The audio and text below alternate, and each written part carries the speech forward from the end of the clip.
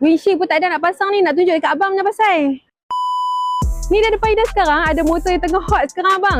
Beta Nova 250. Takkan abang tak mau kot. Ni kalau nak buat long distance memang sedap. Tak percaya try tanya owner. Sajalah, bukan nak belagak tapi saya lah owner tu.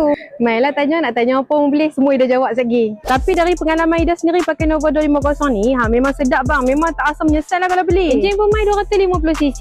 Bagi Ida pick up dia memang sedap bang. Ni nak cerita sikit lah. Kan Ida dengan husband naik motor ni kan. Berat kami pun kan dah 100 lebih. Maklumlah kita ni pun bukan kecil mana kan. Tapi kami test naik Bukit Tapoh tu, faham lah tinggi dia macam mana, jalan pun tak apa okey kan. Tapi tak ada rasa senggut-senggut, tak ada rasa macam beneran tau. Tapi bawah seat dia ni, kapasiti dia tak luas, boleh lah hampa nak letak sebiji helmet.